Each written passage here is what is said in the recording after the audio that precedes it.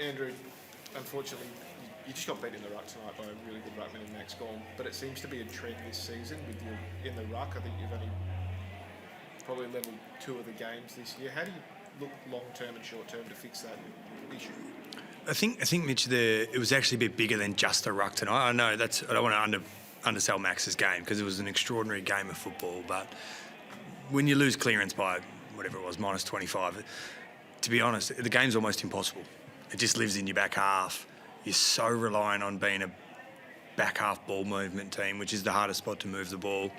Now, part of that was the ruck, but there's a large part of that happened at ground level tonight. There was lots of levers we tried to pull throughout the game to try to rectify it, but we just couldn't get it done. And it just put your backs under too much stress. The ground position is not in your favour, and the game just gets a little bit overwhelming. I think second half we changed a lot of our formation to fix it, and as it always does, it caused a few other problems. So you're trying to jam a few holes to get that part of the game sorted. So, going back to your question, I think it's not fair to compare it against Max. Max is, in my opinion, the best ruckman of all time. He's an extraordinary player. He's about 50 years old now and still doing it. He's going to be doing it for a few more years, in my opinion. So, our guys, it's a great opportunity for Flinny to play against Max and someone of his calibre, and he'll go away and learn things and continue to improve his game. I don't want to sort of pick on Matt though, but all the rucks. But even though Max is the best in the game, arguably, it's Witts as well, McInerney, Meek last week as well. It is a problem that's sort of creeping into the game, or has crept into the game this year, and probably for the past 18 months for the club. Yep. I think I guess it's how you look at ruckman. There's a team in the competition that have been one of the best clearance teams for the last 5 years with the least amount of hit-outs.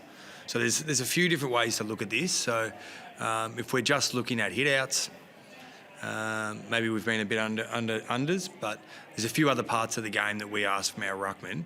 And I think Flynn is competing in some of those areas that we're asking him to.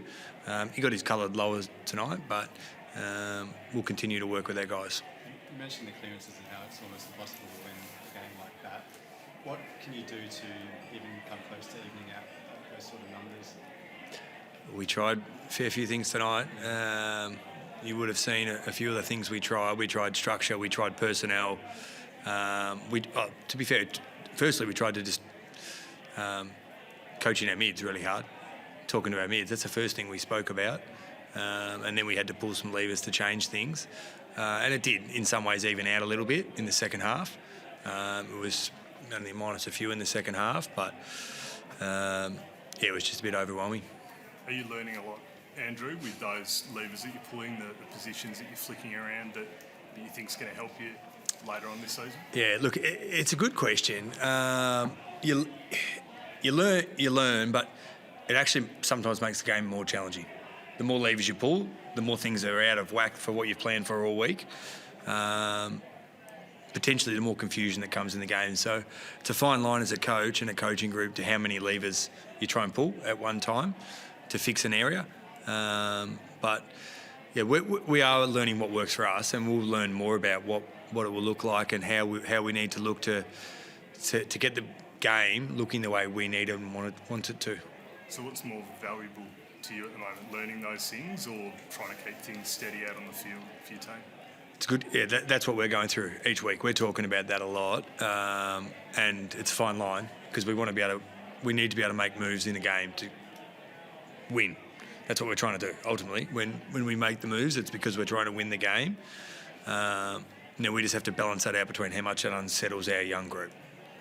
Did you feel like halftime came at the wrong time for you? You had so much momentum. The crowd was up and about, probably more than we've seen all year. Yeah. You kind of lost momentum from that. Yeah. Well, first 10 minutes of the third quarter, I think we were still up about 10 or 12 minutes into the third quarter as well. But you're right, the crowd was they were desperate to get involved in the game tonight, weren't they? It got loud. And when we lent into that this week, we wanted to give our crowd something to cheer about. But that's the nature of the game. Really just that, maybe a 15-minute period at the end of the third quarter where they kicked 6 or 7 goals.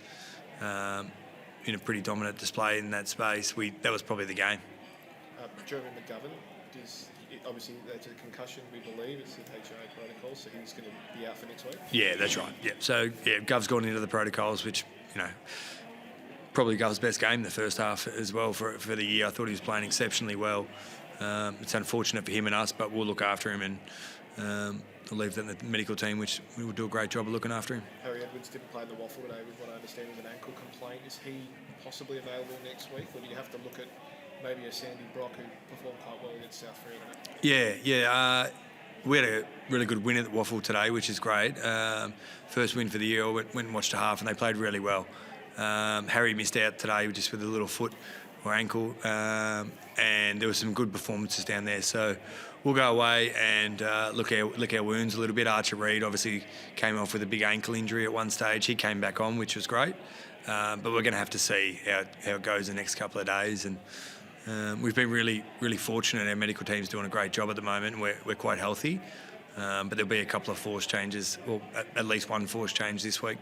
How much does it hurt losing someone like McGovern to an act like Jake Melkshams? We just heard Simon Goodwin just before saying, he believes it was just a genuine contest, total accident. But you guys at the same time lose, as you said, your best player. Your defence is then under siege. How much does it hurt just from something so innocuous? Yeah, I think they lost. Did they lose Petty in the same incident? Is that right? It's funny, in some ways it evened out. But Gov, he's our vice captain. He's one of our best players. He's a 6-time All-Australian. Clearly he's the last player we probably need to lose or want to lose. But I haven't looked at the incident closely. My gut feel it was a football incident. It was unfortunate. But it's footy. It's a contact game. You haven't been afraid to make changes at the selection table. A couple of your senior players just didn't really stand as tall as probably you would have liked. Kelly, I think, had 14 disposals and a couple of others. Do you have to look at that again this week? We've been pretty open about just trying to pick on integrity selection as much as possible with form and behaviours that we're looking for. So we're just going to stay consistent to that.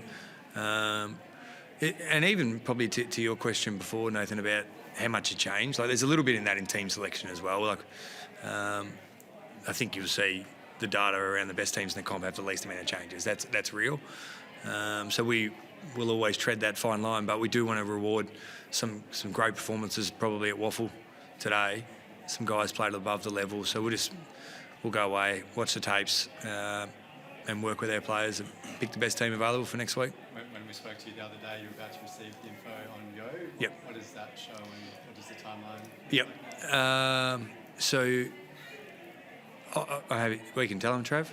Yep. You happy with that or not? So Yoey's going to have some surgery just to remove some hardware from his ankle.